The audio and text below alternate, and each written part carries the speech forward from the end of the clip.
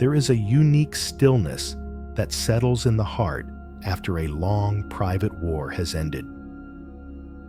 It is the quiet that comes after you have finally laid down the heavy weapons of justification, of pretense, of trying to believe a story that no longer fits the shape of your soul.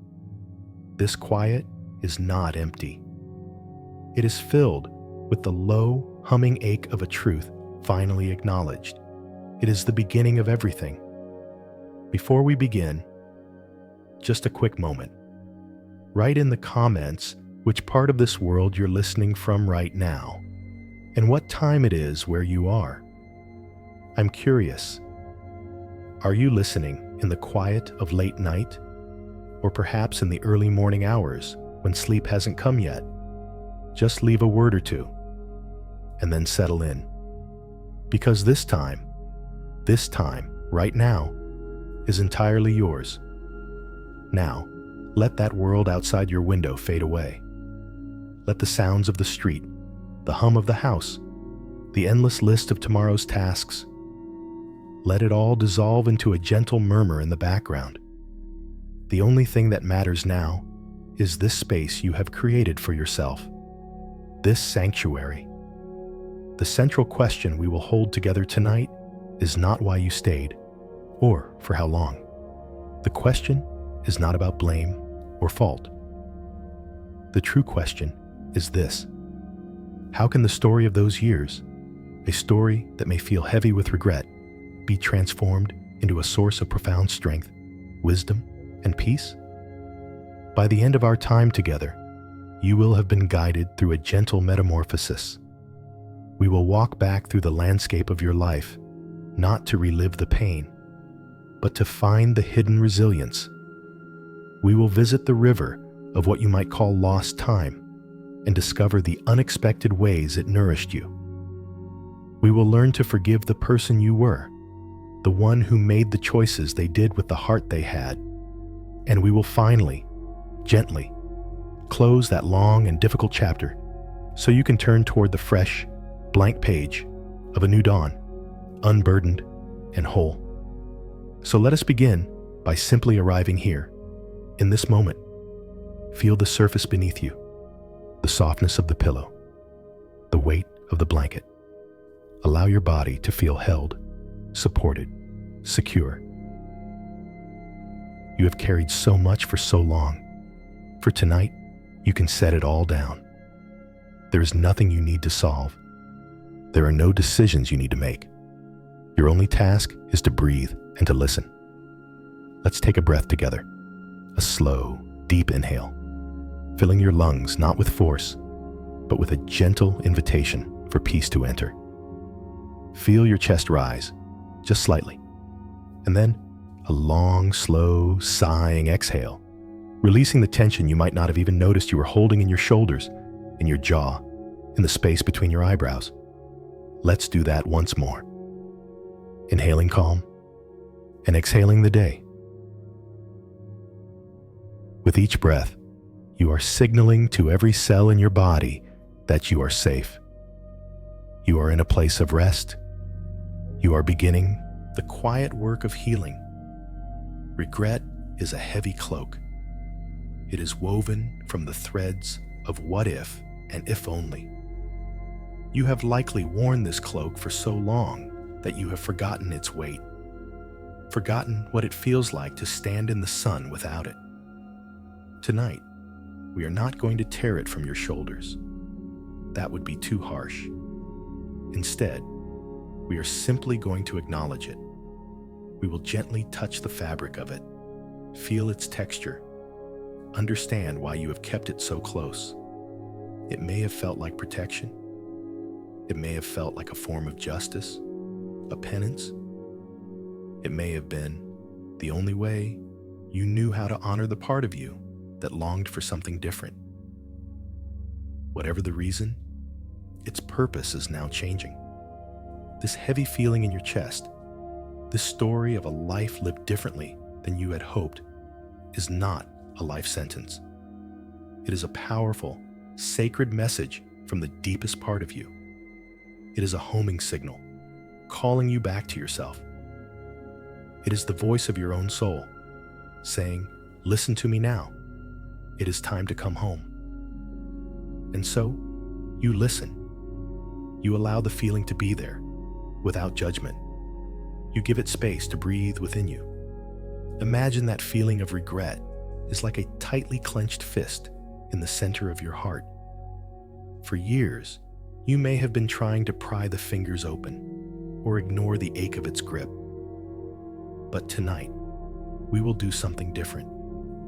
We will simply surround that fist with warmth, with your breath, with your attention, with your gentle intention. You are sending a wave of compassion to that guarded, hurting place. You are not demanding that it change. You are not insisting that it let go.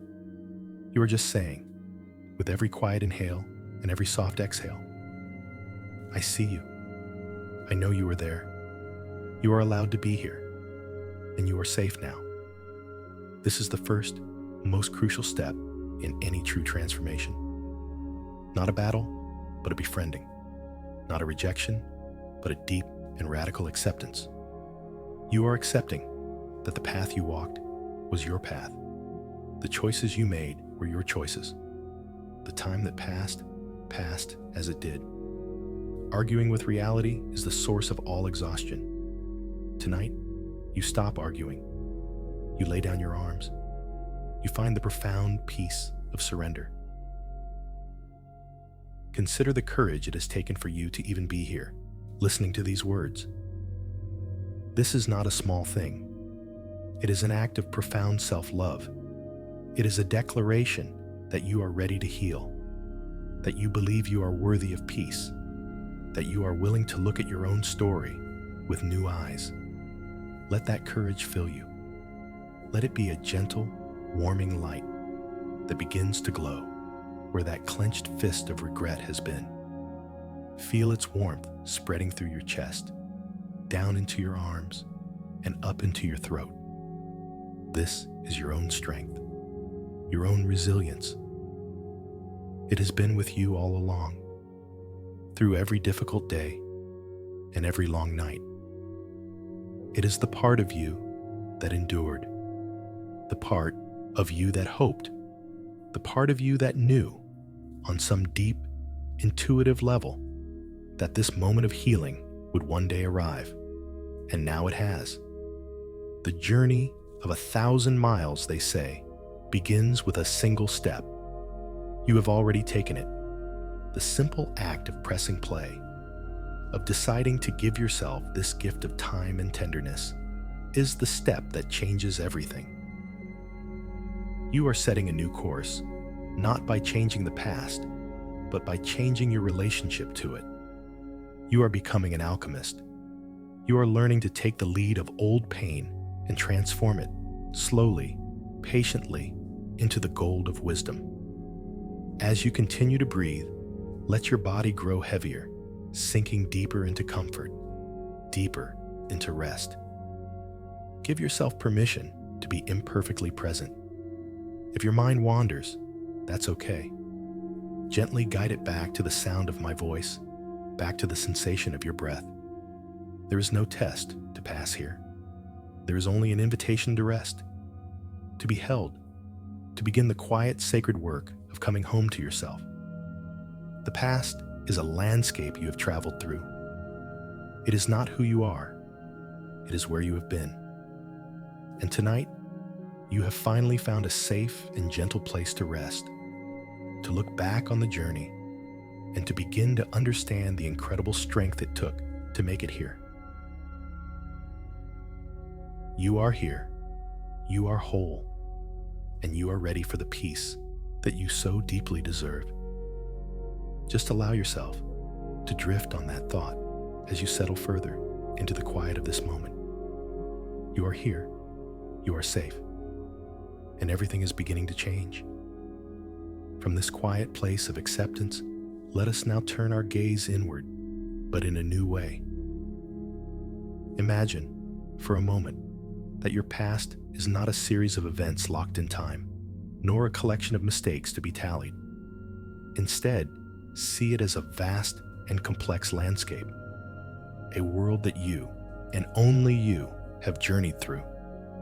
From where you are resting now, you have found a gentle, high vantage point, a safe place from which you can look back and see the entirety of the terrain you have crossed. There is no judgment here. You are not a critic of this land. You are simply its sole explorer, its patient cartographer. Look out upon it now. See the soft, sunlit meadows of your childhood, the winding paths of your youth. See the hills you climbed with ease, and the cool, clear streams where you rested.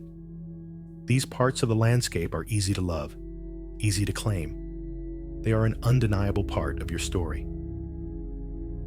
But then, allow your gaze to drift, without fear, to the other regions. See the long, arduous mountain range that represents the years of your marriage. Notice its sheer cliffs, its shadowed valleys, its paths that seem to lead nowhere.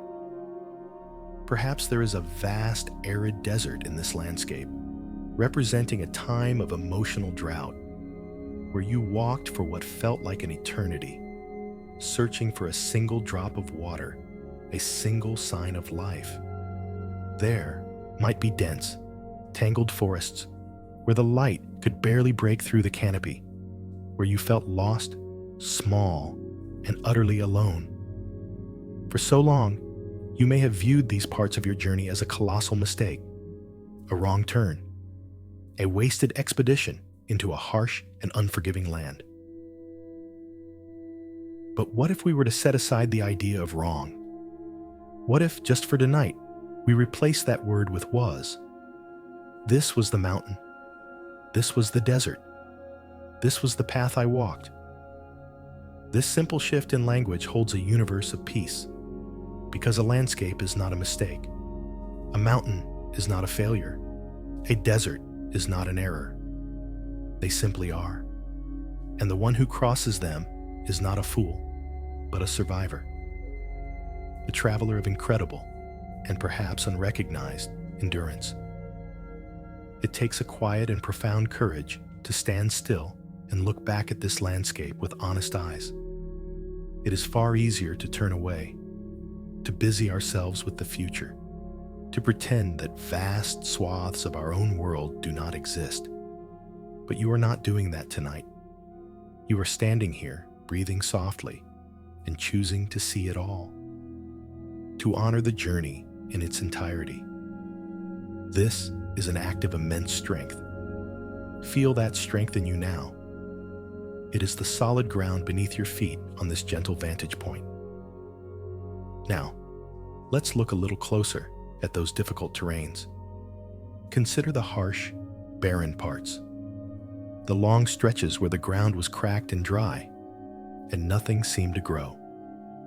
It was in that very landscape that you learned the art of deep listening.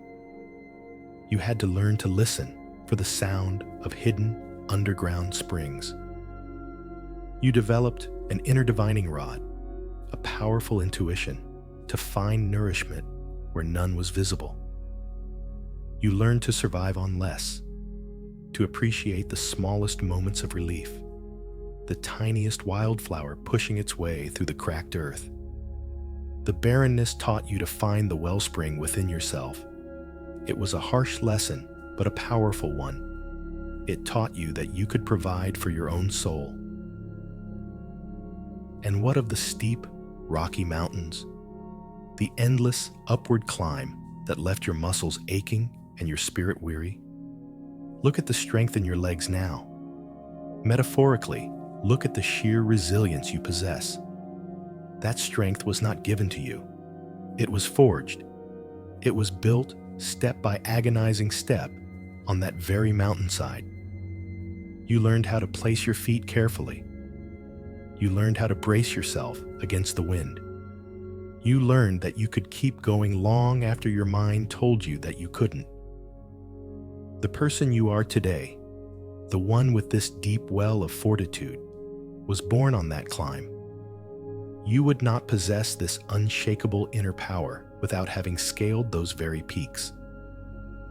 Every feature of this terrain, even and especially the parts you have resented for so long, contributed to the person who is resting here tonight. The sharp rocks on the path taught you to be tender with your wounds.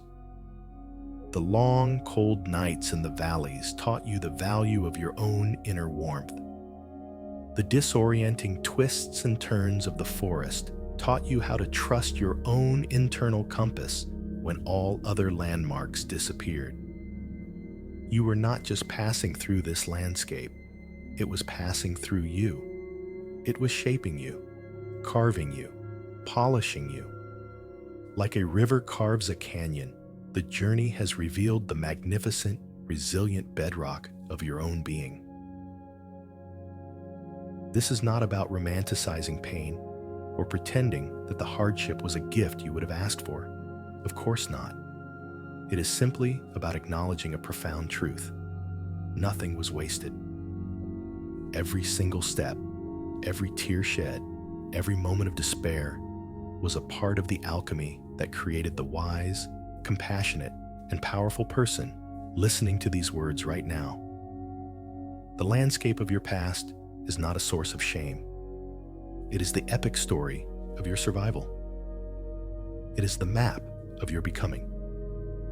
The lines on that map, tracing through desert and forest and mountain, are not scars of failure. They are proof of your incredible journey.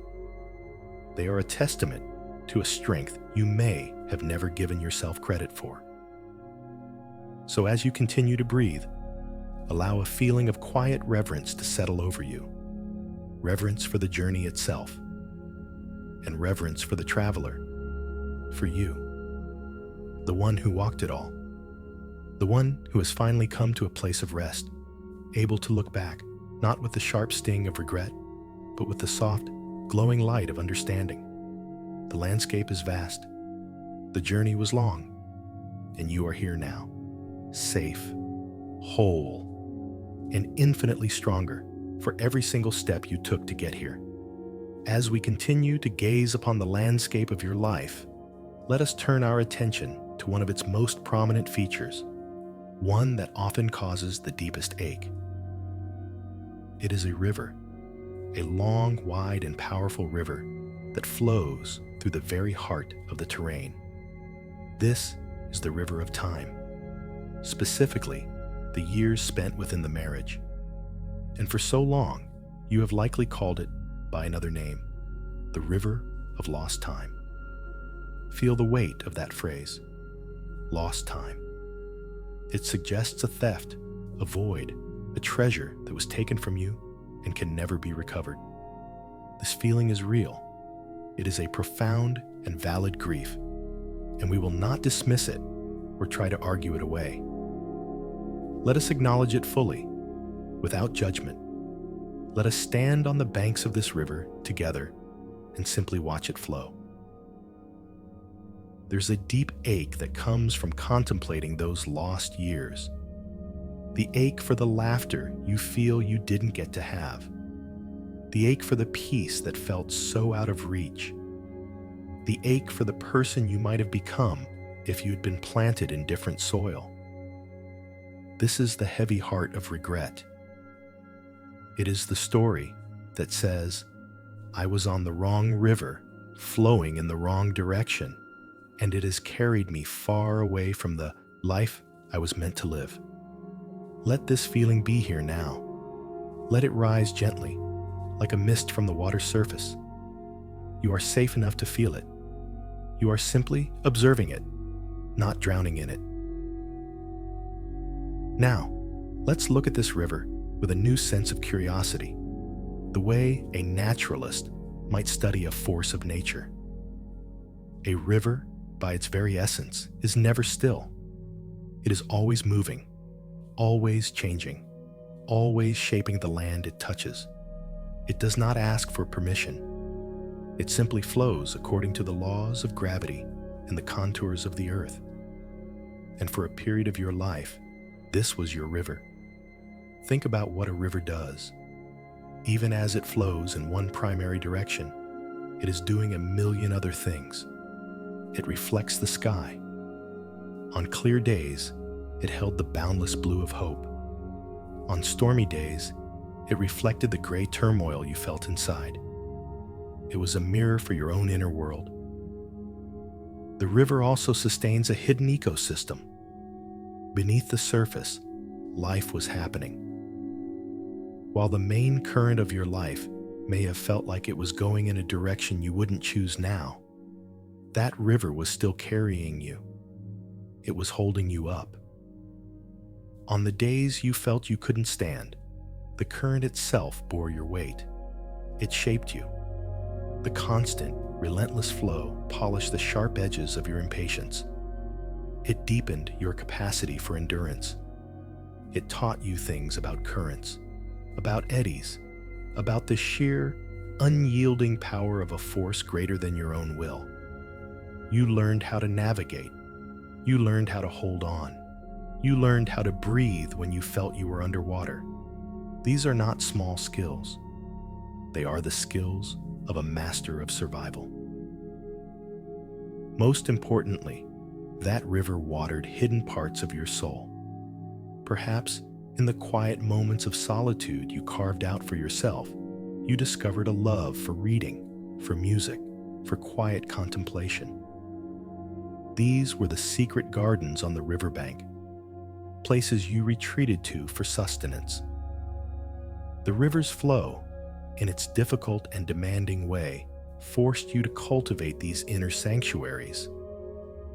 They would not be so lush, so vital, so precious to you now, if they had not been your only refuge then. The very thing that you felt was carrying you away from your life was also, in its own mysterious way, forcing you to grow the very roots that would eventually anchor you in your true self. The life you have now, the wisdom you possess, the deep appreciation you have for peace and authenticity, all of it has been irrigated by the waters of that very river. Let's try a gentle meditation. Visualize yourself standing on the shore of this great river. You are not in it anymore. You are safe on solid ground. You can feel the soft earth beneath your feet. You can hear the steady, rhythmic sound of the water flowing by. For a long time, you may have stood on this bank and thrown rocks into the water, angry at its passage. You may have tried to build a dam to stop its flow, to somehow reverse its course. You have exhausted yourself fighting this river. But tonight is different. Tonight, you simply sit down on the bank. You feel the cool breeze coming off the water. You watch the sunlight glinting on its surface, and you practice the art of release. You are releasing the need to change the river's course. You are releasing the struggle to make it unflow, to reclaim the water that has already passed. With each breath, you let go of the argument with what was. Inhale peace, exhale the fight, inhaling acceptance, and exhaling the ache of if only. The river will continue to flow. It will make its way to the great vast ocean, where all waters eventually merge. The water that carried you for those years is now part of something immense, something universal. It is no longer your burden to hold. Your feet are on the shore of your present moment. This is where your life is, right here, right now. The peace you seek is not found by changing the past. It is found by making peace with it. It is found on this present shore. The river was not lost time. It was lifetime. It was the time in which you were becoming the person who could finally walk away from the river and find their own solid ground. You couldn't have arrived here, in this moment of peaceful self-reclamation, without the journey that river provided. It was a long and difficult passage, but it has brought you to this shore, the shore of now. And from here, you can see that the river, for all its challenges, has also gifted you. It has given you a profound understanding of what you do not want. It has given you a fierce appreciation for calm waters. It has given you a strength and a wisdom that you carry in the very marrow of your bones. The time was not lost. It was invested.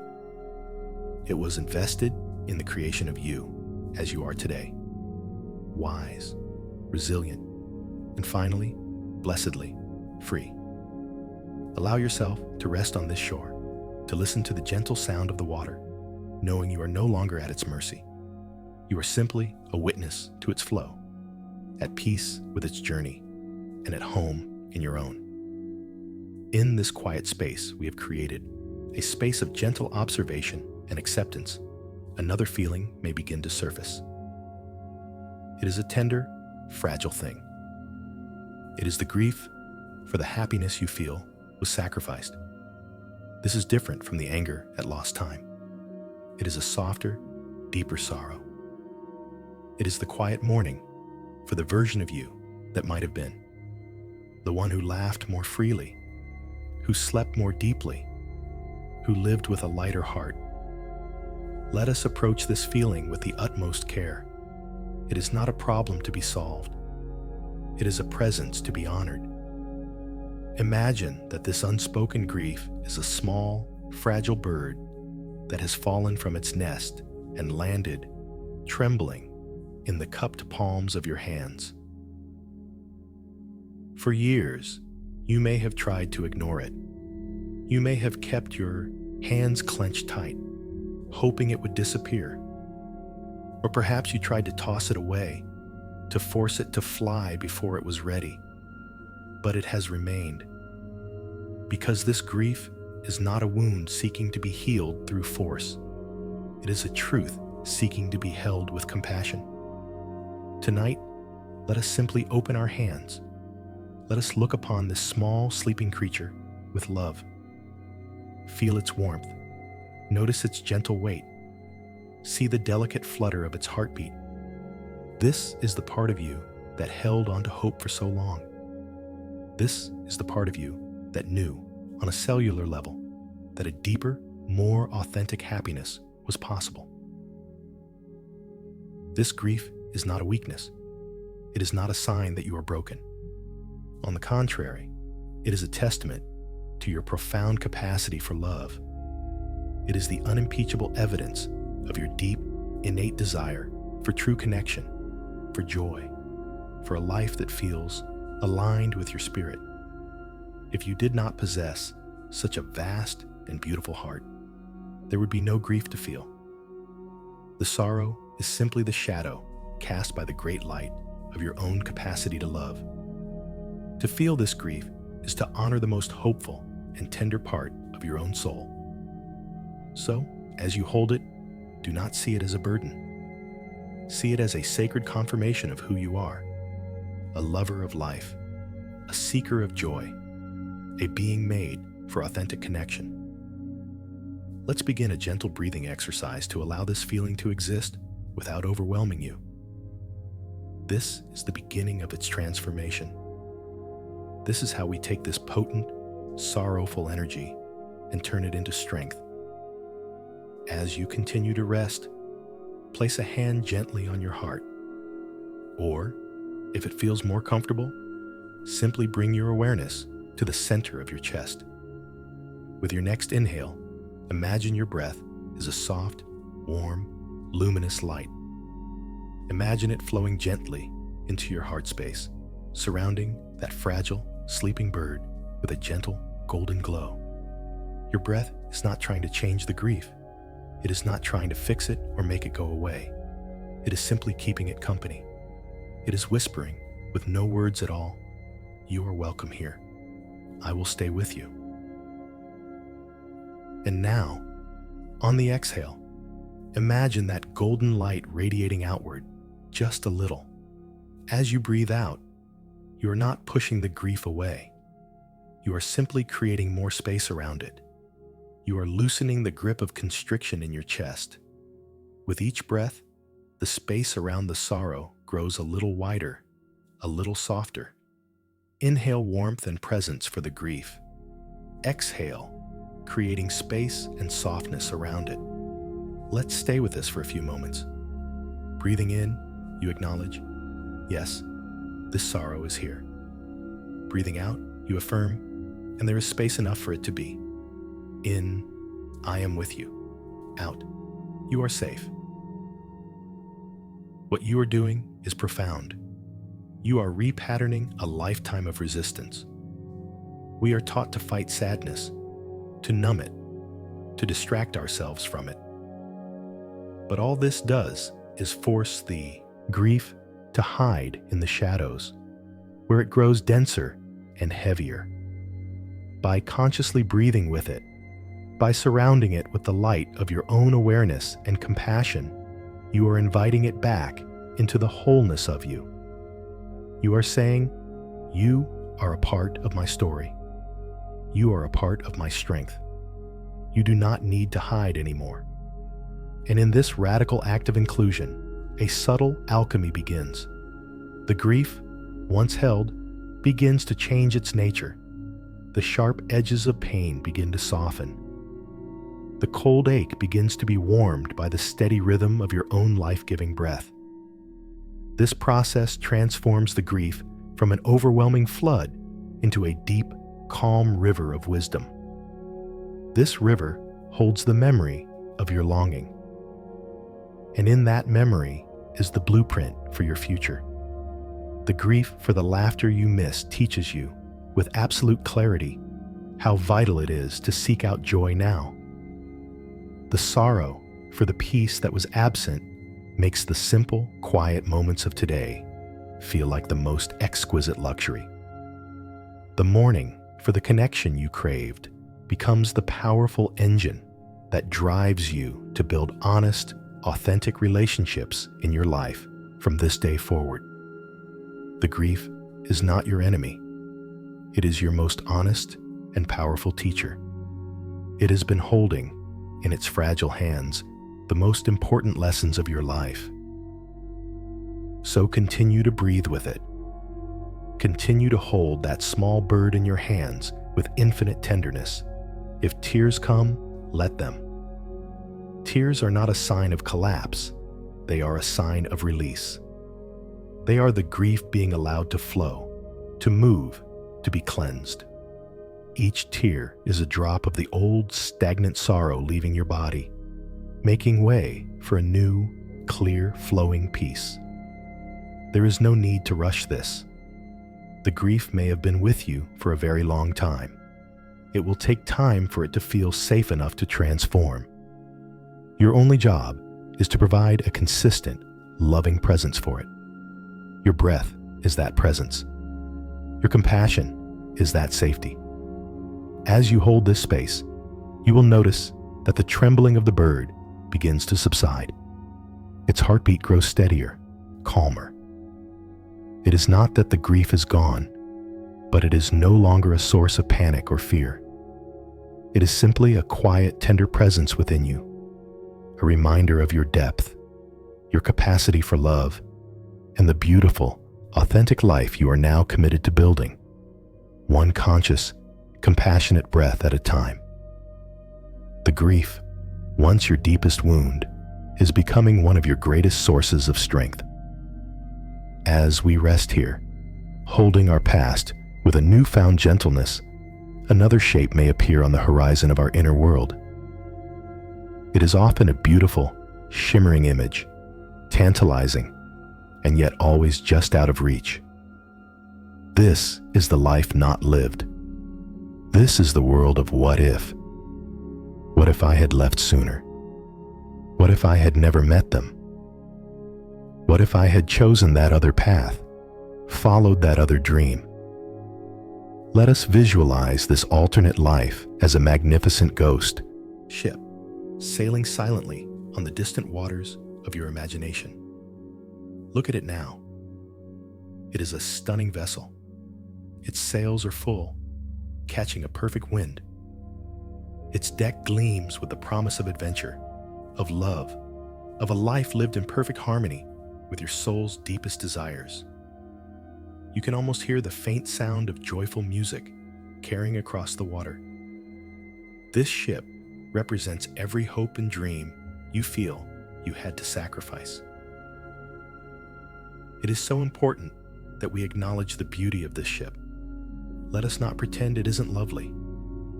Let us not dismiss the deep, wistful longing it evokes in our hearts. To deny its beauty would be to deny the validity of your own dreams. That ship was built from the finest timber of your own heart's desires. It is a testament to your imagination, your capacity to envision a beautiful life. For a moment, just allow yourself to appreciate it. See its perfect lines, its graceful movement. It is a work of art, created by the most hopeful part of you. The longing you feel when you look at it is not a sign of a failed life. It is a sign that you are a person who dreams of beauty. And that is a wonderful thing to be. But here is the gentle healing truth we must now embrace. This ship, for all its splendor, is a ghost. It is made of mist and memory and imagination. It sails on a sea of possibility, not on the real, tangible waters of reality. You see, the life it represents was never a guaranteed paradise. It is a dream, and dreams, by their nature, are perfect. They contain no unforeseen storms, no hidden reefs, no difficult crew members, no tedious days of endless, empty ocean. The what-if life is always flawless because it has never been tested by the grit and friction of actual living. The life you did live, the one on the complex and sometimes harsh landscape we have been exploring, was real. The challenges were real, the pain was real, and therefore, the strength you gained is also real. The wisdom is real. The person you have become is real, solid, and standing on firm ground. The ghost ship offers an intoxicating fantasy, but it is a fantasy that keeps you chained to a phantom past. It keeps you staring out to sea, mourning a departure you never made, while your own beautiful, solid, present life waits patiently for your attention right here on the shore. To compare your real, complicated, sometimes messy life to this perfect, imagined one is a recipe for endless suffering. It is like comparing a living, breathing human being with all their beautiful flaws and complexities to a flawless marble statue. One is alive, the other is a cold, unchanging ideal. You have been living, you have been breathing, you have been growing.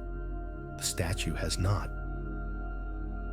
So now, let us perform a gentle, compassionate ritual of release. We are not going to sink this ship in anger. We are not going to curse it for haunting us. We are simply going to let it go with love. Stand on the shore of your present moment. Feel the solid earth beneath you. This is real. Feel the air on your skin. This is real. Hear the sound of your own steady breath. This is real.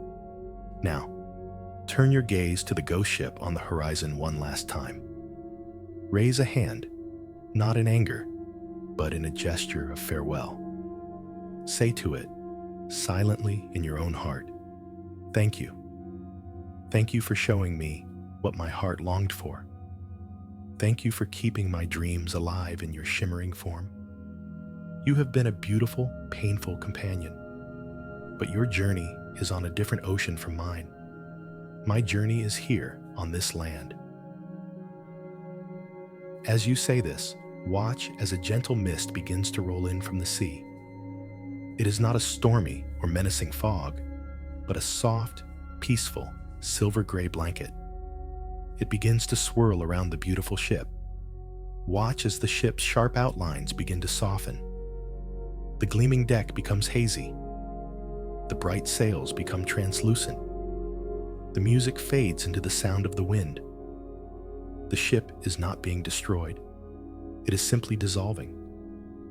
It is returning to the elements from which it was made: mist, air, dream, and memory. It is peacefully sailing into the mists of what might have been, releasing you from its powerful, hypnotic spell. Watch until the very last trace of its mast disappears into the soft, gray peace. And then it is gone. Now, take a deep breath. Feel the change in the air. The horizon is clear. The sea is just the sea. The sky is just the sky. There is no longer a beautiful, impossible standard to compare your life against. There is only this moment, this breath, this body, resting and healing. And now, very gently, turn your back to the sea of the past. Turn your attention inward, toward your own solid ground. The ground you are standing on is your life, as it is now. It may not be perfect.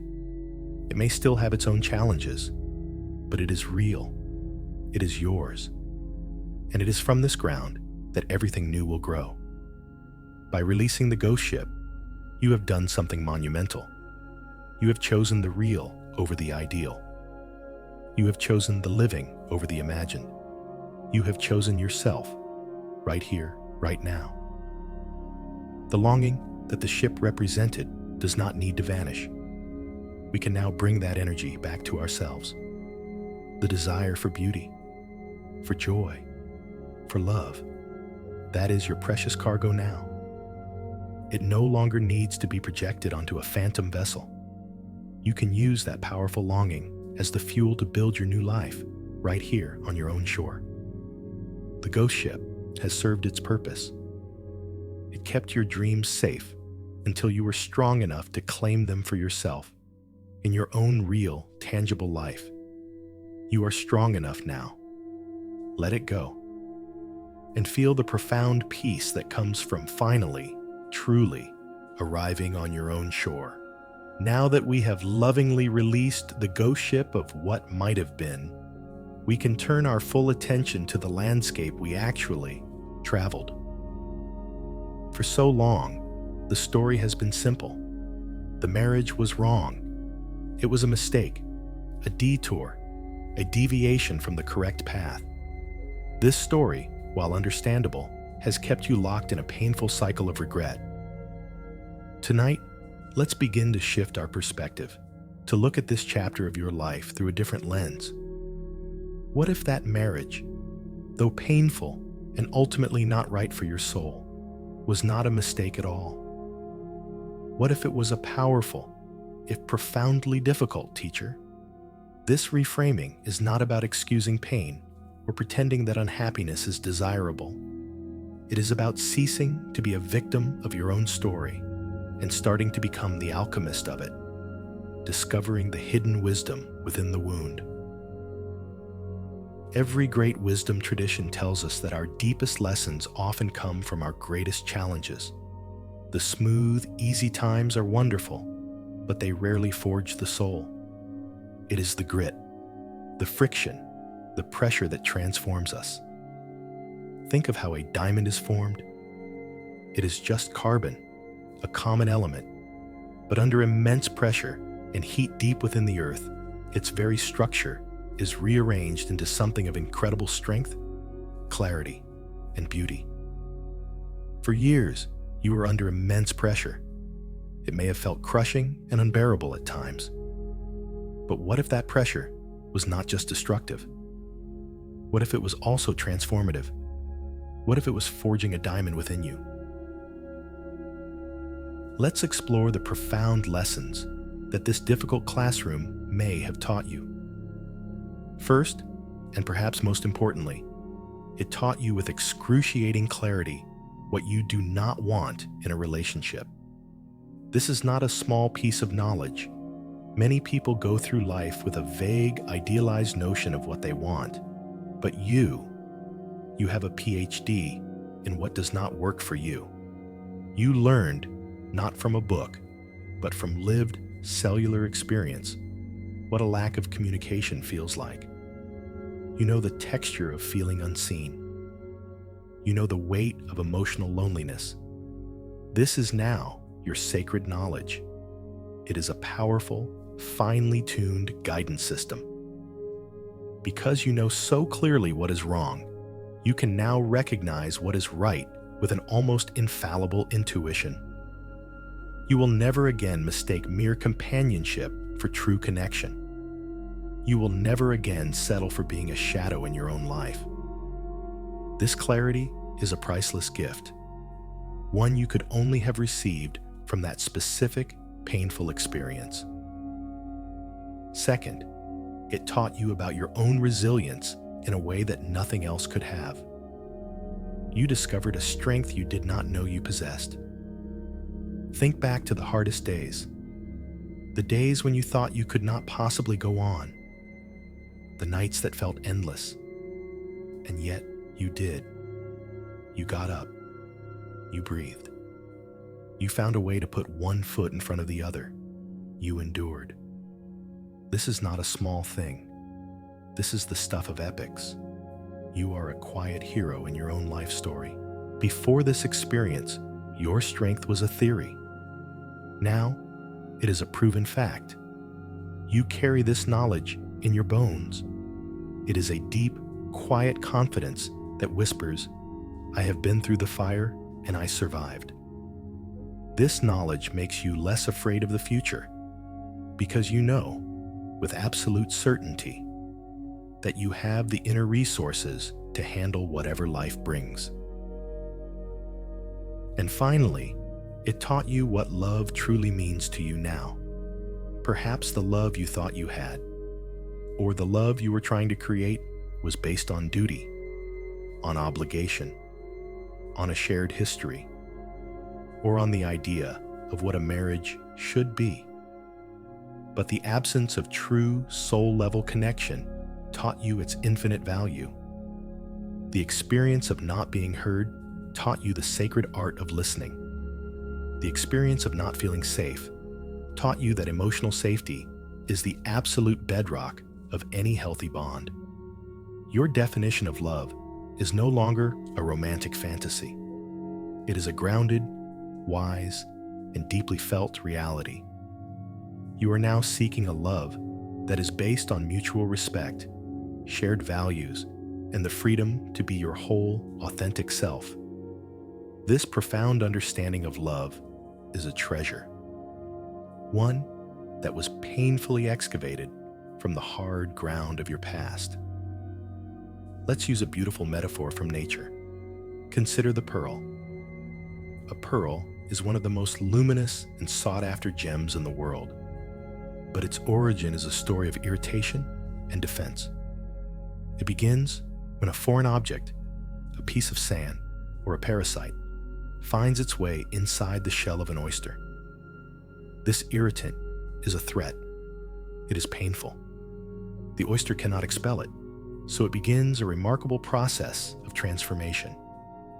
It starts to secrete a substance called nacre, a beautiful, iridescent material. It coats the irritant, layer by shimmering layer, not to destroy it, but to soothe the pain, to make the foreign object smooth and harmless. Over years, this patient, repetitive act of self-protection and soothing creates the pearl. The very thing that was once a source of pain becomes the nucleus of something beautiful and strong. That marriage, that relationship, was the irritant. It was the grain of sand that found its way into the soft, tender part of you. For years, it caused you pain. And for years, without even realizing it, you were engaging in a sacred creative act. You were secreting your own spiritual nacre. Every time you chose kindness in the face of harshness, that was a layer of nacre. Every time you found a moment of peace in a day of turmoil, that was a layer. Every act of self-care, every book you read that gave you hope, every quiet promise you made to yourself that things would one day be different, these were all shimmering layers of nacre, coating the pain, transforming it into something new. The wisdom you now hold, the compassion you have for yourself and others, the unshakable resilience in your core, this is your pearl. It is luminous. It is precious. And it could not exist without the irritant that began it all. So as you rest now, let go of the story of the wrong marriage. Let go of the idea of wasted years. Instead, hold in your heart the image of this beautiful, luminous pearl. It is your wisdom. It is your strength. It is the undeniable proof that you have the alchemical power to transform the greatest irritations of your life into something of profound value and beauty.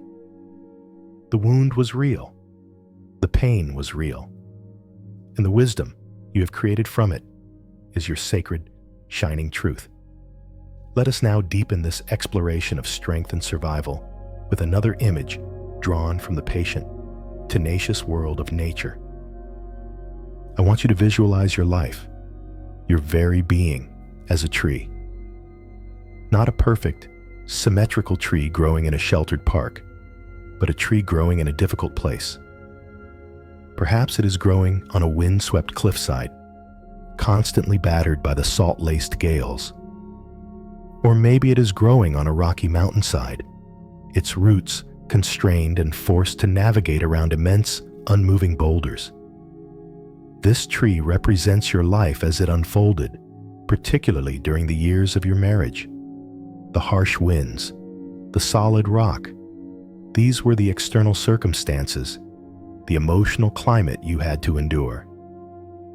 For a long time, you may have looked at this tree, your tree, and judged it. You may have compared it to other, straighter trees and found it wanting. You may have lamented its gnarled trunk, its twisted branches, its asymmetrical shape. Tonight, we are going to change our relationship with this tree. We are going to learn to see it not as a damaged or flawed specimen, but as a masterpiece of survival, a living sculpture that tells an incredible story of resilience. Let's look closely at its unique form. See the trunk? Notice how it doesn't grow straight up, but has a deep, graceful curve in it. That curve is not a weakness. That is the exact point where the tree learned to bend with a relentless wind instead of breaking. It is a monument to flexibility. It is the physical record of its wisdom in yielding, in adapting, in surviving a force greater than itself. That curve is pure strength, elegantly expressed. Now look at the branches. They don't spread out evenly. On one side, they are shorter, tighter, as if hunched against a storm. On the other, they reach out, perhaps stretching toward a small patch of sunlight they manage to find. This is not a story of deformity. This is the story of a brilliant strategist. This tree learned exactly where to conserve its energy and where to expend it. The twisted, reaching branches are a testament to its unceasing, indomitable drive toward the light, no matter how small or distant it seemed. They are symbols of your own hope, your own persistent search for nourishment and warmth, even in the coldest of climates. And what about the bark? It is not smooth. It is thick, ridged, and perhaps scarred. There are places where it was wounded, where a branch was torn away in a storm. But look closer. See how the tree has healed around these wounds. The bark has grown thicker, tougher, more protective over these vulnerable spots. These are not just scars. They are badges of honor. They are proof that the tree was wounded and did not die. It healed. It grew stronger at the broken places. Your own emotional scars are just like this. They are not signs of damage, but evidence of your profound capacity to heal, to protect yourself, and to continue growing. Let us honor the unique, unrepeatable shape of this tree. Your life, your personality, your very soul has been shaped by the conditions it grew in. The twists, the scars, the unexpected branches. This is your story. It is a story of survival, of adaptation, and of incredible, breathtaking strength. You are not the straight, simple tree you think you should have been. You are something far more interesting, far more complex, and far more powerful. You are this gnarled, beautiful tree, a living testament to the power of life to endure and even find a unique form of beauty, not in spite of the struggle, but because of it. Allow a feeling of deep respect, of awe, to arise as you contemplate this tree. This is you. This is your magnificent strength made visible. Now, let's turn our attention to what we cannot see from the surface. Let's go underground to the root system of this incredible tree. In order for a tree to survive in such a difficult place, on a cliffside, amidst boulders, it must grow an extraordinary network of roots. While other trees in soft, easy soil might have shallow, complacent roots, this tree had to work. Its roots had to be intelligent. They had to push through tiny cracks in the rock, seeking out pockets of moisture and nutrients. They had to wrap themselves around the great, unmoving stones, anchoring the tree with an unbreakable grip. These roots are deep. They are tenacious. They are powerful. These roots are your inner world. During those difficult years, you were growing these deep roots. While the outer world saw only the struggle, a profound work was happening in the unseen places. You were developing a deep-seated resilience. You were learning to find your own source of spiritual and emotional nourishment when none was offered externally. You were building an unshakable foundation of self-knowledge. Every time you had to rely on your own judgment, you were sending a root deeper. Every time you had to soothe your own heart, you were strengthening your grip. Every time you held on to your own sense of truth in the face of denial, you were anchoring yourself more firmly in the bedrock of your own being. The immense difficulty you faced on the surface necessitated the development of this incredible strength below. You would not possess these deep roots now if the ground had been easy. Your ability to stand firm today, to weather the storms of life with a calm and centered spirit, is a direct result of the root system you were forced to grow during that windswept time. Let's try a meditation on these roots. As you lie here, breathing gently, imagine these strong, deep roots extending down from your body, deep into the earth. Feel their strength. Feel their unwavering grip. They are connected to the very core of your being, to your own unshakable truth. These roots now anchor you. No wind can topple you. No storm can uproot you. You are profoundly, securely grounded in yourself. You are no longer defined by the external weather of other people's moods or the rocky ground of difficult circumstances. Your stability comes from within. It comes from the deep, patient, tenacious work you did in the dark, unseen places for all those years. Feel the quiet power in this, the peace of being so deeply anchored in your own truth. The gnarled, beautiful tree of your life is not a tragedy. It is a triumph. Its unconventional shape is not a flaw. It is its glory. And its deep roots, grown through hardship, are its greatest treasure. You are not broken. You are anchored. You are not scarred. You are a story of healing. You are not misshapen.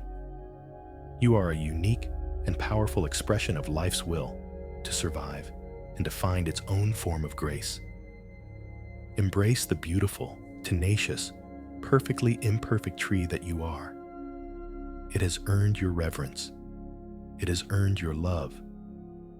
We have journeyed through the landscape of your past, reframing the river of time, holding your grief with compassion, and honoring the strength of the gnarled tree that is you. Now, we arrive at the very heart of this healing metamorphosis. This is the core of the work, the most tender and transformative step of all. We are going to journey back in time, not with judgment, but with profound compassion, to meet the person who stayed. We are going to forgive the younger version of yourself. For so long, you may have been angry with her. You may have judged her, berated her, and wished she had been stronger, wiser, or braver. You have looked back at her choices and shaken your head in frustration and regret. Tonight, we will finally lay down that heavy burden of self-recrimination and offer her the one thing she has needed all along: your unconditional understanding and love. Let's begin this gentle journey. In your mind's eye, allow an image of that younger you to form. See her as she was during those years in the marriage. Perhaps you see her in a particular room of the house, or wearing a particular set of clothes. Don't see her as a caricature of weakness, but as a real, complex human being. Look into her eyes. See the mixture of hope and fear that lived there. See the weariness around her shoulders. See the quiet determination that kept her going. This is not a stranger to be judged. This is you. She is the seed from which your present self has grown. To be at war with her is to be at war with your own foundation. Now, let us try to understand, with a truly open heart, the reasons why she stayed. We are not making excuses for her. We are seeking a deep, compassionate understanding. Let go of what you know now, and try to remember the world as she saw it then. First, consider hope. She may have stayed because she was an incredible vessel of hope. She likely held on to the memory of the good times, believing with all her heart that they could return. She saw the potential in her partner, the goodness that she knew was somewhere inside, and she hoped that her love, her patience, her effort could help that goodness blossom again. This is not foolishness. This is a testament to her beautiful, optimistic heart. She was a believer in the best versions of people. Honor that in her. Next, consider duty. She may have been raised with a powerful sense of commitment. The vows she made were not just words, they were a sacred promise. The idea of family, of keeping a home together, of providing stability, especially if children were involved, was a powerful, driving force. She stayed not out of weakness, but out of a profound sense of responsibility and integrity. She was trying to do the right thing according to the values she held at the time. Acknowledge the honor in her struggle. She was trying to be a good person, a dependable person, in the only way she knew how. And then there is fear. We must be so tender here. The fear of the unknown can be a paralytic force. The fear of being alone, of financial instability, of what people would say, of hurting others. This fear was not a sign of cowardice. It was the natural response of a human nervous system trying to protect itself. Her instinct was to stay in the familiar, even if it was painful, rather than leap into a terrifying and unpredictable void. This is a deeply human survival mechanism. She was not weak for feeling fear. She was human. See her fear not as a flaw, but as a sign of her vulnerability, and offer your compassion to that terrified part of her. And finally, perhaps most complex of all, she stayed because of a love that was real, in its own way, at the time. Relationships are rarely black and white. There were likely moments of connection, of tenderness, of shared laughter, of genuine affection. It wasn't all bad, and that is what made it so confusing. She was holding on to those real moments, trying to weave them into a sustainable future. Her love was not a delusion. It was a real emotion that made the decision to leave feel like a profound and painful betrayal, not just of her partner, but of the love that had once existed. Acknowledge the reality of her love and the loyalty of her heart. Now that we see her more clearly, a hopeful, responsible, frightened, and loving person doing the very best she could with the tools, knowledge, and emotional resources she had at that time, let us begin a ritual of inner dialogue. Imagine your wise, compassionate present self walking into that room and sitting down with her. She may look up at you, surprised, perhaps a little defensive. She is used to being judged, especially by you. But you are not here to judge. You are here to forgive. Look into her eyes and, from the deepest part of your heart, begin to speak to her silently. You might say something like this: I see you. I see how hard you were trying. I see your hope, your loyalty, and your fear. I am not angry with you anymore. I understand now. You were doing the best you could with what you knew. You stayed because you had a good heart. You stayed because you were trying to hold everything together. You carried so much for so long all by yourself. It was not your fault. You were not weak. You were enduring an impossible situation with incredible strength. I want to thank you. Thank you for getting us through. Thank you for your resilience. Thank you for never giving up on the idea of love, even when it was so painful. It is because of your endurance that I am here today, free and at peace. You got me here. And now, I want to release you from the burden of my judgment. I forgive you. I forgive you completely and unconditionally.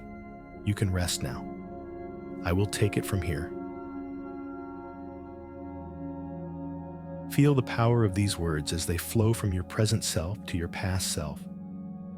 Watch her face as she receives them. See the tension in her shoulders begin to dissolve.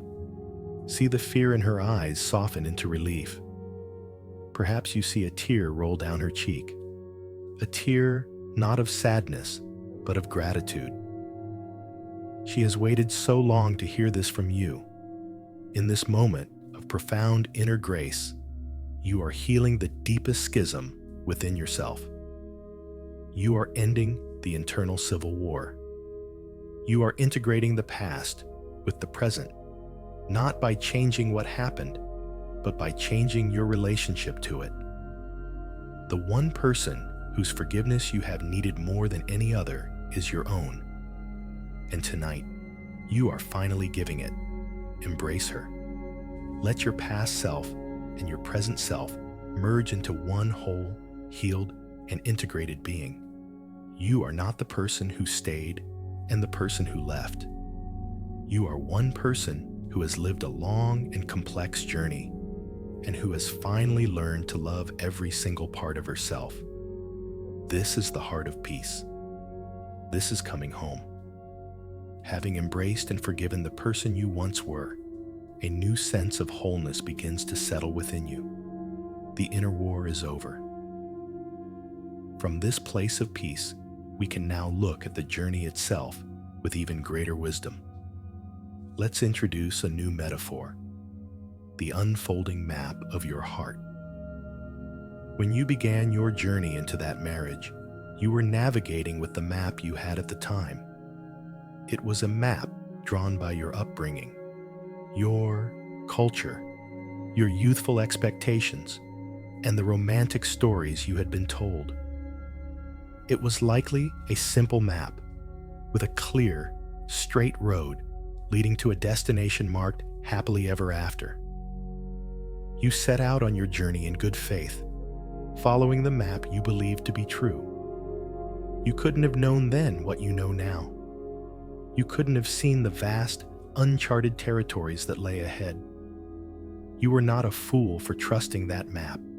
You were an innocent and hopeful traveler, doing what every traveler does, setting out with the best information they have. realizing this is crucial. We often look back on our past choices with the full benefit of our current knowledge and wonder, how could I have been so blind? But you weren't blind. You were simply reading a map that was incomplete. Life, as it turns out, is not a journey with a pre-printed map. It is a process of cartography. We are drawing the map as we go. And sometimes, to discover new lands, we must first get profoundly lost. The wrong turn you feel you took, the long detour that was your marriage, was not a navigational error. It was an essential part of your map-making process. It was a journey into a vast, unmapped wilderness that forced you to develop skills you never would have learned on that simple, straight road. Contemplate, for a moment, how this so-called wrong turn revealed parts of your inner world and your own character that would have otherwise remained dormant and undiscovered. On the easy, paved road of a perfect life, your deep resilience might never have been called upon. Your profound capacity for compassion, born from understanding your own pain, might never have fully blossomed. Your fierce, unshakable commitment to your own truth, forged in the fires of inauthenticity, might have remained a soft, untested opinion. It was in the wilderness that you discovered you were a survivor. It was when the map proved useless that you learned to navigate by the stars of your own intuition. It was when you were lost that you were forced to find your own way, to create your own path. Think about the details of this inner cartography. You had to draw new features on your heart's map. You drew in the swamp of sadness, and in learning to navigate it without sinking, you discovered the solid ground of your own emotional strength. You charted the mountains of misunderstanding, and in climbing them, you developed the powerful muscles of clear communication and the wisdom to know when to speak and when to be silent. You mapped the desert of loneliness, and in crossing it, you found the deep, inexhaustible well of your own inner companionship. These features, which you once saw as terrifying and tragic landscapes, are now part of the rich and detailed topography of your soul. They are what make your personal map unique, profound, and interesting. A map that is just a straight line is not a map of a life well lived. It is the map of a life that has not yet begun. Your map is now so much richer and more detailed because of the difficult terrain you crossed. You now have a deep, practical wisdom. When you meet other travelers who are lost in similar places, you don't just offer them platitudes. You can look at them with true understanding and say, I know that desert. I know the way the wind sounds there at night. I know where to find the hidden springs. You can make it through. Your past pain has been transformed into a source of profound empathy. Your personal map has become a guide that can help others. The journey was not just for you. The wisdom you gained is now a light you can hold up for those who are still in the dark. This is the alchemy of a compassionate heart, turning personal sorrow into a universal gift. Let's try to feel this in our bodies. Imagine your heart, not just as a physical organ, but as a living, breathing map of your life. For a long time, you may have felt it was torn, damaged, or had huge, empty spaces marked wasted years. But tonight, see it differently. Imagine that with every breath, these areas are filling in with intricate, beautiful detail. The lines are not scars of damage, but topographical lines of immense wisdom. The colors are not faded, but deep and rich with the hues of experience. See the rivers of sorrow flowing into great lakes of compassion. See the mountains of struggle crowned with the brilliant light of self-knowledge. Your heart is not a damaged relic of a failed journey. It is a masterpiece. It is a rich, detailed, and trustworthy guide to the territory of being human. It is beautiful, not in spite of its complexity, but because of it. This new map, the map of your heart as it is today, is now your most reliable tool. You trust it implicitly. When you are faced with a new choice, a new path, you can consult this inner map. You know the feel of the terrain that leads to inauthenticity. You know the climate of a relationship that lacks respect.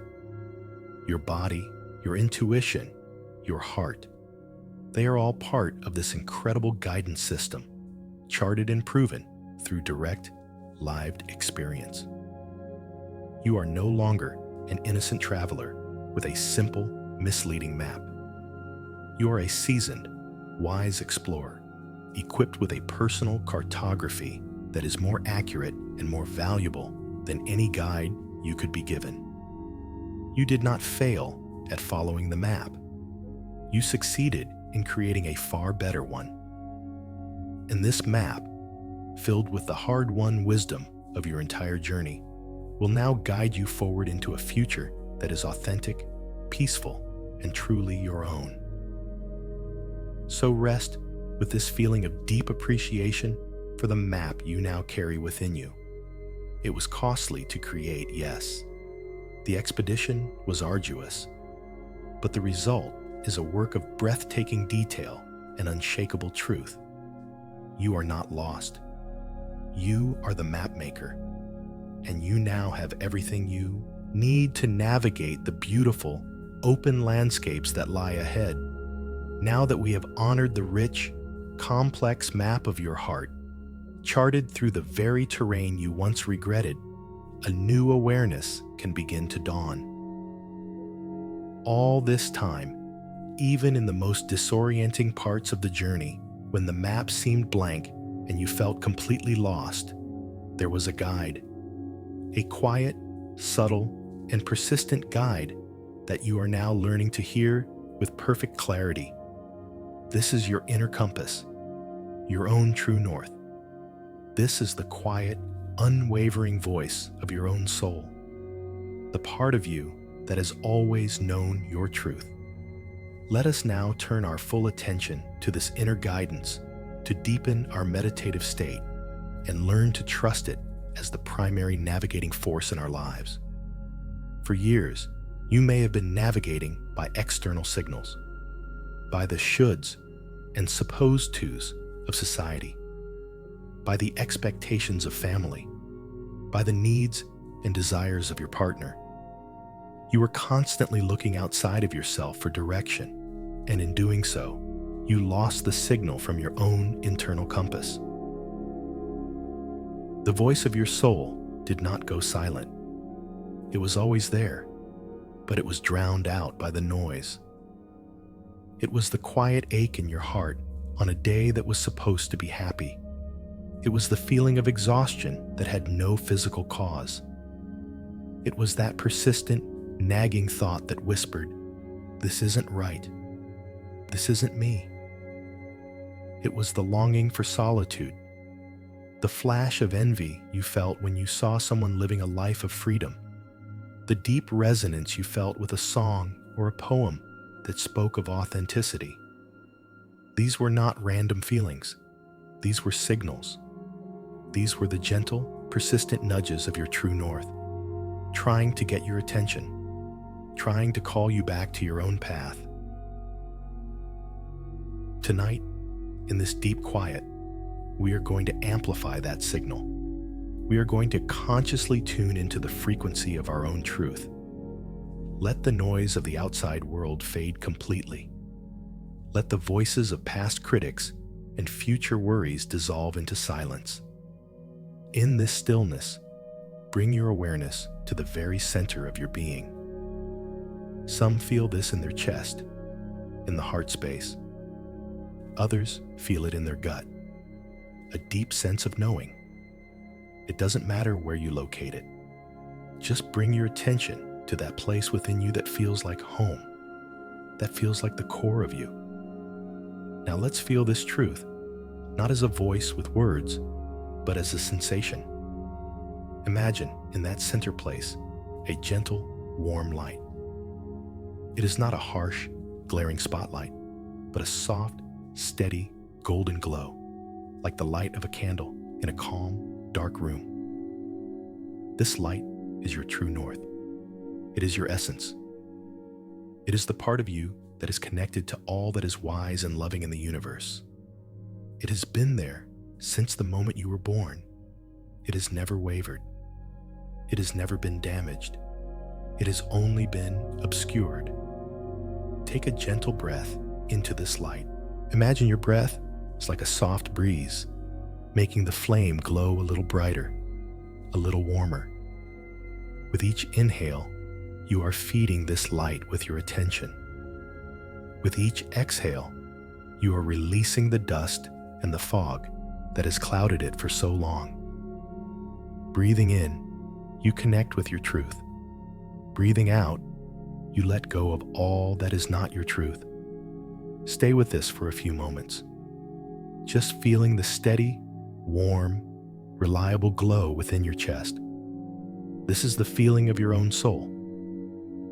This is the feeling of coming home. This inner guidance was always there, even when you couldn't hear it. Think back to the times you made a choice that went against this inner knowing.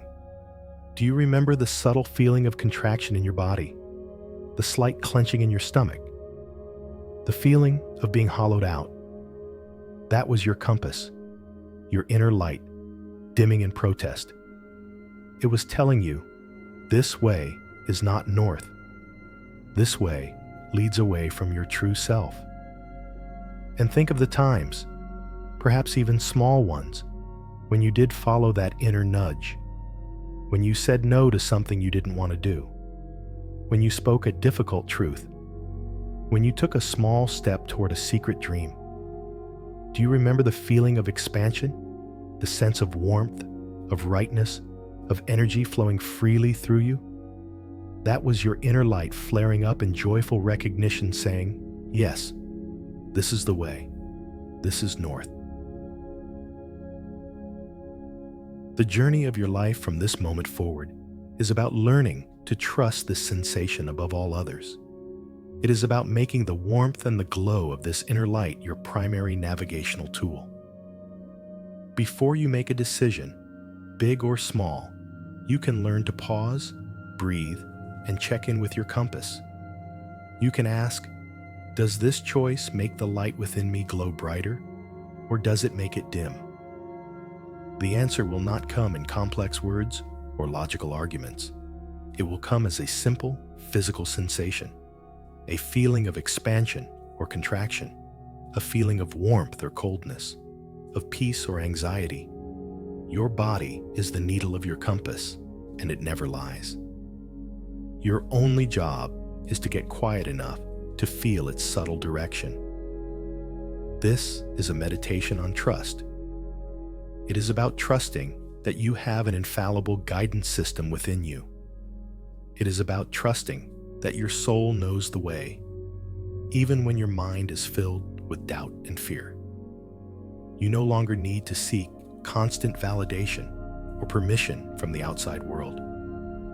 You have a direct line to your own deepest wisdom. That difficult marriage was, in a way, a masterclass in learning to hear this voice. The external noise was so dissonant, so out of tune with your soul, that it forced you to start listening for a different, quieter music within yourself. The pain of being misaligned became so great that it finally made the subtle whisper of your own truth impossible to ignore. So, as you continue to drift deeper into a state of rest, keep your awareness on this gentle, warm light in your chest. Let its steady glow be the anchor for your attention. Feel its peace. Feel its certainty. It is not arrogant or loud. It is a quiet, powerful knowing. This is your true north. It will never point you toward a life that is wrong for you. It will always, always guide you home. Let the warmth of this light spread throughout your entire body, a soft, golden wave of peace and self-recognition. It flows down into your legs, grounding you in your truth. It flows up into your head, calming the anxious thoughts. It fills every cell with the simple, profound message. Trust yourself. You know the way. You always have. Just rest now in the gentle, unwavering light of your own beautiful, trustworthy soul. Resting now in the warm, steady glow of your own true north, feeling anchored and secure in your own truth, we can now undertake one of the most liberating steps of this journey. We can begin to actively dissolve the very structure of regret itself. For so long, regret has been more than just a feeling. It has been a weight, a presence, a heavy architecture built around your heart. Let us visualize it now, not as an abstract concept, but as something tangible. Imagine that regret has taken the form of heavy, rusted chains, wrapped tightly around your heart space. Each link in the chain is a specific memory, a specific what if, or if only. One link is the day you said, "I do," tinged now with the sorrow of hindsight. Another is a memory of a harsh word, an argument you wish you could take back. Another, thicker link is the thought of the years, the sheer number of them that passed by. Feel the collective weight of these chains. It is the heaviness you have been carrying in your chest, the source of that deep, familiar ache. You have carried this weight for so long, you may have come to believe it is a part of you, as inseparable from your being as your own bones. But it is not. It is a foreign object. It is a structure built of old thoughts and painful stories. And like any structure, it can be unmade. We are not going to try and break these chains with force. We are not going to use a hammer and chisel. Fighting against the regret, as we have learned, only makes it stronger, only makes the metal harder. Instead, we are going to use a gentle, irresistible force. We are going to use the power of your own warm, conscious breath. This is the alchemy of release. Let us begin this visualization. Bring your awareness back to your breath, that steady, life-giving rhythm. Now, imagine that with every inhale, you are not just drawing in air, but you are drawing in a beautiful, warm, golden light. It is the same light as your true north, but now you are actively using its power. See this golden light filling your lungs, pure and radiant. And then, on the exhale, I want you to direct this warm, golden breath like a gentle, focused beam directly onto one of the rusted links of the chain around your heart. This is not a violent blast of energy. It is a slow, warm, melting breath. Imagine the way the morning sun melts the frost on a window pane. It doesn't shatter it. It simply dissolves it with its persistent, gentle warmth. Let's practice this together. Take a slow, deep inhale, drawing in that radiant golden light. Hold it for a moment, letting its warmth and energy build. And now, exhale slowly and intentionally, directing that warm breath right onto a link of the chain. As your breath touches the rusted metal, see it begin to glow, to warm up. See the rust begin to flake away, turning into harmless, shimmering dust that is carried away on your breath. The metal itself begins to lose its rigidity. It softens, becoming translucent, and then it simply dissolves. It evaporates into the warm, golden light, leaving nothing behind but peace. Let's do this again. Inhale the golden light of healing and acceptance. Exhale, and with your warm, loving breath, dissolve another link of regret, Perhaps you can focus on a specific regretful thought. Bring it to mind gently. Don't get lost in the story. Just see it as one of the links. Now, breathe in the golden light. And as you breathe out, pour the warmth of your compassion and your present moment awareness all over that specific memory. You are not trying to erase the memory. You are dissolving the painful emotional charge that is attached to it. You are releasing the story that says this memory makes you flawed or broken. You are melting the chain, but honoring the space it once occupied. With each breath, feel the physical sensation of lightness beginning to grow in your chest. As each link dissolves, the weight around your heart lessens. The constriction begins to ease. There is more space, more room to breathe, more freedom. This is a powerful, meditative practice. If your mind wanders, or if you feel the task is too great, just gently come back to the simplicity of one single breath. Inhale light. Exhale and melt one tiny part of one single link. That is all that is required. The process does not need to be rushed. You have been building these chains for years. It may take some time for them to fully dissolve, but you have started. And the process, once begun, has its own momentum. The warmth from one dissolved link spreads to the ones next to it, making them easier to melt with the next breath.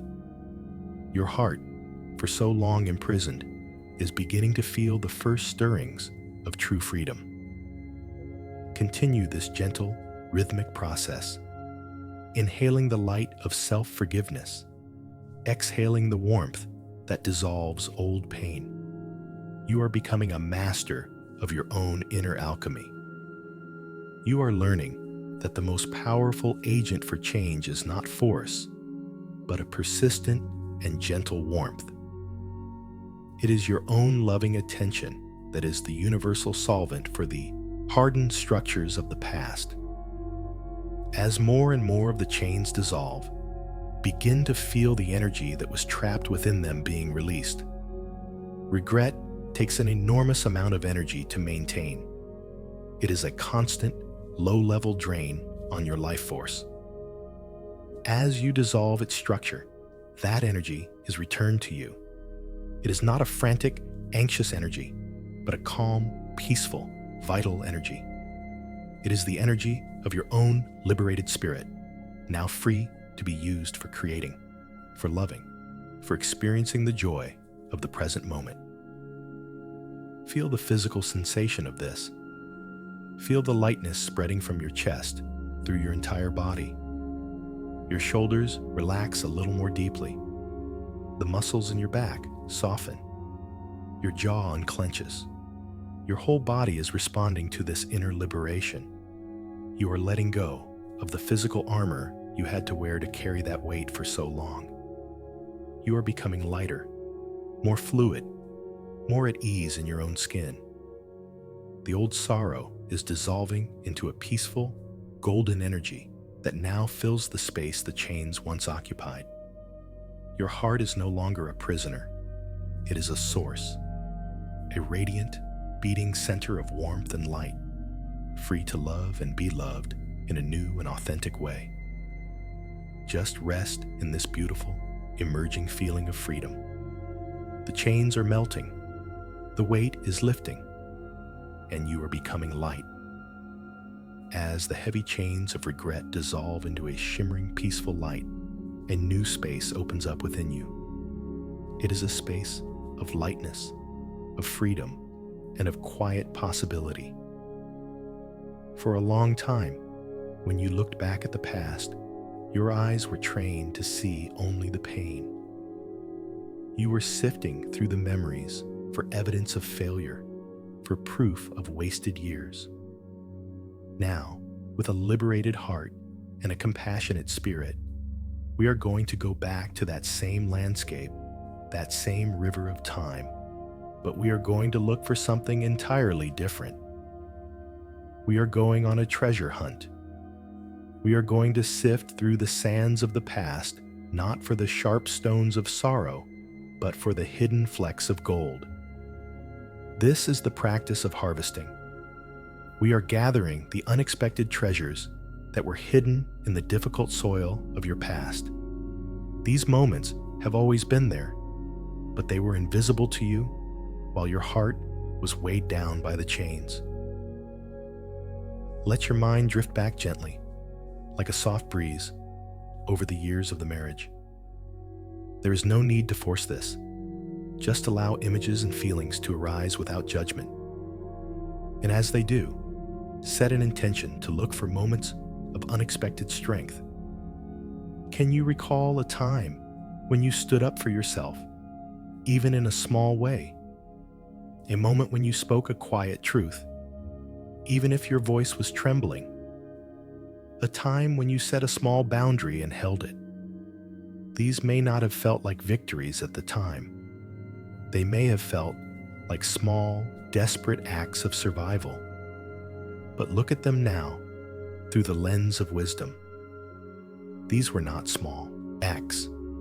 These were moments of immense courage. They were the first glimmers of the powerful, self-possessed person you were becoming. Each one was a fleck of gold. Acknowledge it, gather it, let its warmth and light fill you. Now, let's sift for moments of unexpected kindness, either given or received. Perhaps there was a friend who listened without judgment, a family member who offered a moment of quiet support, a stranger who showed you a small, unexpected courtesy on a particularly difficult day. Let these memories surface, but also look for the kindness you yourself gave. Even in your own pain, can you remember a time you showed compassion to your partner? A time you offered a gentle word, a moment of understanding? A time you acted with a grace you didn't even feel you possessed? Do not dismiss these moments. They are proof that even in the darkest of times, the light of your own good heart could not be extinguished. This is not just gold. This is the purest, most radiant gold of all. It is the gold of your own unconquerable spirit of love. And now, let us look for moments of self-discovery. These are often the most hidden treasures. Can you remember the moment you realized, with absolute clarity, that you deserved more? The quiet epiphany that settled upon you, perhaps while washing dishes or driving in the car, that this was not your forever? Can you recall discovering a book, a piece of music, a new hobby that felt like it was just for you, a secret lifeline back to your own soul? These were not just distractions. These were sacred encounters. These were moments when your true north was managing to send a powerful signal through the noise. Each one was a breadcrumb on the path leading you out of the dark wood and back to yourself. Each moment of aha was a nugget of pure gold, a piece of the invaluable map of your own heart. As you gather these small golden moments, the lessons in resilience, the quiet acts of courage, the flashes of insight, the surprising moments of grace, imagine you are collecting them in the open, gentle palms of your hands. At first, it may be just a few shimmering flecks, but as you continue to look with these new, compassionate eyes, you will find more and more. A memory of laughing with a child, the beauty of a sunset you watched alone, the quiet pride you felt in accomplishing something difficult all by yourself. The collection begins to grow. It is not a heavy treasure, like gold bars. It is light. It is warm. It is luminous. See this growing pile of golden light in your hands. This is the truth of your past. The pain was real, but this gold is also real. It was there all along. Now, let a new feeling begin to rise within you. It is the feeling of gratitude. But this is not a forced or superficial gratitude for the pain itself. This is a deep, authentic gratitude for your own endurance. It is gratitude for the person you were who, in the midst of all that difficulty, still managed to create and find these golden moments. You are feeling grateful for her tenacity, for her hope, for her unbreakable spirit. You are appreciating the sheer artistry of your own soul, which was able to spin these threads of gold even from the straw of sorrow. This is the ultimate act of self-love, to look back at your own struggle and feel not pity, but a profound and reverent gratitude for the strength that saw you through. Now, let's complete this beautiful alchemy. Take that shimmering pile of golden light from your hands and gently, lovingly, place it into your heart. Imagine it filling all the spaces that were once occupied by the heavy chains of regret. Feel the warmth and the light spreading through your entire chest. This is your harvested wisdom. This is your earned strength. This is your reclaimed joy. The past is no longer a source of pain that drains your energy. It has been transformed into a source of radiant, golden light that now fuels you. The narrative has completely changed. The story is no longer, "I wasted so many years." The story is now, "Look at the incredible treasure I managed to find and create in the most difficult of circumstances. Look at the strength I have. Look at the wisdom I now possess." Rest in this feeling, the feeling of being filled not with a heavy past, but with a luminous, golden energy that is your own hard-won treasure. There is no longer a void. There is no longer a sense of loss. There is only this quiet, powerful fullness. You have successfully harvested the hidden gold. You have turned the barren lands of the past into a field of treasure. And this wealth, the inner wealth of wisdom and gratitude, is something no one can ever take from you. It is yours forever. You are now resting in a state of profound peace, your heart filled with the warm, golden light of your own harvested wisdom. The heavy chains have dissolved. The landscape has revealed its hidden treasures. Now, it is time for the final, gentle act of release. It is time to close the chapter.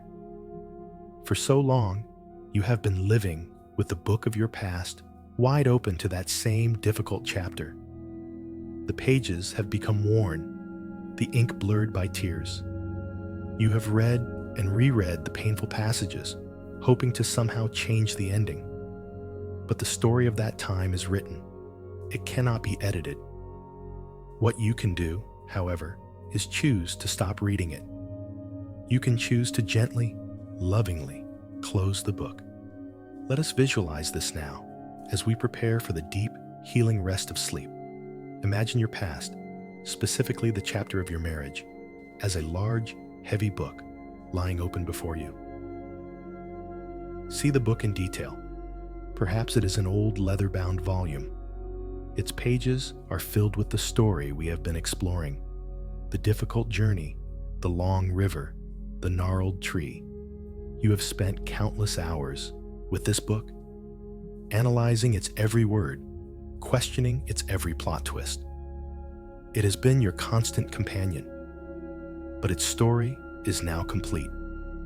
You have journeyed back through its pages tonight, not as a prisoner of the text, but as a wise and compassionate reader. You have understood the characters, especially the younger version of yourself. You have appreciated the difficult terrain. You have found the hidden gold woven into the narrative. You have learned every lesson this chapter has to teach. There is nothing more to be gained by reading it again. Its purpose has been fulfilled. Now, with a feeling of reverence, not resentment, prepare to close it. This is not an act of anger or denial. You are not slamming the book shut and throwing it away. That would be a rejection of your own story. a dismissal of the profound journey you have taken. Instead, this is an act of completion, of honor. Place your hands on the open pages. Feel the texture of the paper. Silently, in your heart, say thank you to this chapter of your life. Thank you for the lessons. Thank you for the strength you forged in me. Thank you for showing me, with perfect clarity, what my soul truly needs. Our time together is now complete. I release you with gratitude. And then, very slowly, very intentionally, begin to lift one side of the cover. Watch as the pages begin to come together. The story finds its conclusion. The final sentence is read. The last word settles into its place. Gently, lovingly, close the cover. Hear the soft, final sound as the front cover meets the back. The thud is not a sound of imprisonment, but a sound of finality, of peace. The story is now contained. It is whole. It is complete. It is in the past. Now, see yourself picking up this heavy book. Feel its weight in your hands one last time. This is the weight of your experience, the weight of your wisdom. You are strong enough to hold it now without being burdened by it. In your mind, see a beautiful, sturdy shelf in the great library of your life experience. There are other books on this shelf. The book of your childhood, the book of your friendships, the book of your career. Each has its place. Each is a part of the vast collection that is you. Now, find the perfect spot for this book that you have just closed. Place it on the shelf. Slide it into its place among the others. It is not a book you need to hide in the back, ashamed. Place it there with reverence. It has earned its place. It is a vital part of your collection. It is the story of how you became the wise librarian of your own soul. Once it is on the shelf, take a step back. See it there, settled, quiet, contained. It is no longer an open wound, an endlessly replayed drama. It is a story, standing among other stories, that has contributed to the richness and depth of your library. You can, if you ever need to, pull it down and consult it for its wisdom. But you do not have to live inside its pages anymore. You are free. Feel the profound sense of release that comes with this action. The mental space that was once occupied by the constant rereading of that chapter is now open. It is clear. It is quiet. It is available. And now, as you stand in the quiet of your own inner library, you turn your attention away from that shelf of the past. You turn toward a beautiful, empty writing desk that stands in the center of the room. And on that desk, there is a new book. It is fresh. Its cover is unmarked. Its pages are pristine and blank. This is the book of tomorrow. This is the rest of your life. It is waiting for you. The first page awaits you after a night of deep, restorative healing rest. There is no need to decide what you will write in it tonight. There is no need to plan the plot or the characters. Your only task now is to prepare yourself through the sacred alchemy of sleep, to be ready to pick up the pen in the morning with a clear mind and a peaceful heart. By closing the old chapter, you have made this new beginning possible. You have given yourself the greatest gift of all, the gift of a blank page. The future is unwritten, and for the first time in a long time, you are truly free to write whatever story your heart desires. The past is no longer the author of your future. You are. Let this feeling of peaceful anticipation lull you into an even deeper state of relaxation. The work is done. The chapter is closed. The book is on the shelf. All that is left to do is rest, to allow all the healing and integration from our journey tonight to settle deep into your being, becoming a permanent part of who you are now. As you drift toward sleep, hold this image in your mind, the quiet, peaceful library of your soul, and the beautiful blank book of tomorrow, waiting patiently for you on the other side of a night of deep, deep peace. The old book is now closed, resting peacefully on the shelf of your life's library. A fresh, blank page awaits the morning. There is nothing left for you to do now, nothing to figure out, nothing to solve. Your only remaining task is the gentlest and most profound of all: to surrender your body and your mind to the sacred alchemy of sleep. As you lie here, nestled in comfort and safety, begin to consciously give your weight to the surface beneath you. Feel the bed, the mattress, the pillows rising up to hold you completely. Let go of the need to hold yourself up. You have been holding so much for so long. Now, you can simply be held. Trust that you are completely and utterly supported. Let every muscle in your body release its final, lingering tensions into this deep, supportive embrace. Understand, as you begin to drift, that the healing process does not stop when your conscious mind goes to sleep. In fact, this is when the deepest integration occurs. Sleep is not a passive state of nothingness. It is an active, vital, and mysterious process of transformation. It is nature's most powerful form of alchemy. All night long, while you are dreaming, your subconscious mind, your body, and your soul will be working together, continuing the process we have begun tonight. They will be taking the heavy, dense lead of old sorrows, old regrets, and old stories, and they will be transmuting it, slowly and magically, into the shining, precious gold of wisdom, peace, and self-love. You do not need to direct this process. You do not need to manage it. You simply need to trust it. Trust in the innate intelligence of your own being. Trust that your body knows exactly how to heal, just as it knows how to heal a physical cut without your conscious instruction. Your psyche knows how to mend its own wounds, to rewire old neural pathways, and to integrate new, healthier truths. Your job is simply to provide the optimal conditions for this magic to happen. And those conditions are deep, uninterrupted, peaceful rest. By allowing yourself to fall asleep now, you are giving your inner alchemist the time, the space, and the silence it needs to perform its sacred work. You have brought all the raw materials to the laboratory tonight: the acknowledgments, the forgiveness, the harvested gold. Now, you leave the alchemist to its work and trust that you will awaken in the morning subtly and beautifully changed. To help you drift into this deep, alchemical state, let us begin a slow, gentle, rhythmic countdown. We will count down from 10 to 1.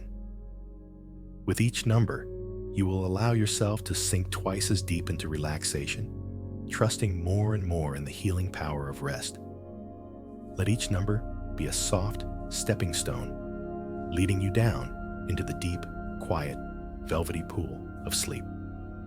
Let's begin. 10. A feeling of peaceful heaviness begins to spread through your entire body. Your feet and ankles feel heavy and warm, completely relaxed, sinking down into the mattress. You are letting go, trusting that you are held. 9. This warm, heavy feeling flows up into your calves and your knees. All the tension from a lifetime of walking, of standing, of carrying your own weight just melts away. You have arrived at a place of rest. There is nowhere else you need to go. 8. The wave of relaxation moves into your thighs and your hips, a place where we often store deep, unconscious tension. Just let it all go. Surrender to the pull of gravity, the pull of rest. With every exhale, You are sinking deeper, feeling safer. 7. The warmth now spreads throughout your entire lower body and begins to pool in your stomach and your lower back. Let all the knots of worry and anxiety in your gut gently unwind. Your entire torso feels soft, warm, and deeply at peace. 6. This gentle, soothing wave of relaxation flows up into your chest and your heart space. Your breathing is slow, deep, and perfectly regular now. Your heart is beating with a calm, steady rhythm. The alchemical process is beginning. All is well. 5. Halfway there, and you are already so deep. The feeling of release flows out through your shoulders, a place where we carry the weight of the world. Let that weight just slide off, dissolving into the air around you. Your shoulders are soft, loose, and free. 4. The warmth and heaviness now flows down both of your arms, all the way to your hands and the tips of your fingers. Your hands, which have worked so hard, which have held on so tightly for so long, can now completely relax. Let them be open, soft, and still. 3. Just a few steps left on this gentle journey into deep sleep. The wave of peace flows up into your neck and your throat, the place of unspoken words, of swallowed feelings. Let it all soften. Let it all be released into the quiet of the night. 2. The final wave of relaxation washes over your entire face. Your jaw is slack and easy. Your tongue is resting gently in your mouth. The tiny muscles around your eyes are completely smooth. The space between your eyebrows is wide and open. Your mind is becoming quiet, calm, and still. 1. You have arrived. You are at the very edge of sleep, floating in a warm, dark, peaceful ocean of tranquility. You are completely safe. You are deeply relaxed. You are ready for the magic of deep, healing, alchemical rest. Let go now. Just let go completely and drift. Drifting now in the soft, quiet space between wakefulness and dream. There is nothing left to hold on to. Let go of my voice. Let go of the story. Let go of the images and the feelings. Let them all dissolve, like ripples smoothing out on the surface of a perfectly still, deep lake. You have done the work. You have walked the path. And now, all that is left is the final, gentle surrender to the dreamless peace that awaits you. Every ending is a metamorphosis. The caterpillar does not die in the chrysalis. It is unmade. It dissolves into a potent, creative darkness, a sacred soup of possibility from which the butterfly is born. The person you were, the one who lived that long and difficult chapter, is not gone. She has simply dissolved into the beautiful, wise, and powerful being that is you, now resting on the edge of a new becoming. Sleep is your chrysalis tonight. It is your sacred, creative darkness. You can enter it without fear, trusting that the being who awakens in the morning will be just a little lighter, a little freer, with wings just a little more ready to dry in the morning sun. This is nature's promise. It is the promise of the dawn that follows every night, the promise of the spring that follows every winter. It is the promise of renewal. You do not need to understand how it works. You only need to allow it to happen. And you allow it by letting go. So let go of the last threads of conscious thought. If a thought arises, just see it as a small, harmless cloud drifting across the vast, peaceful sky of your mind. You don't need to follow it. You don't need to engage with it. Just let it drift on by, leaving the sky clear and calm and full of stars. The story is complete. The healing is underway. Your only task now is to receive the gift of rest, a rest you have earned, a peace you so profoundly deserve. Every ending is simply the beginning of something new, a new day, a new breath, a new page. And so, a final blessing for your journey into sleep. May your rest be deep and dreamless.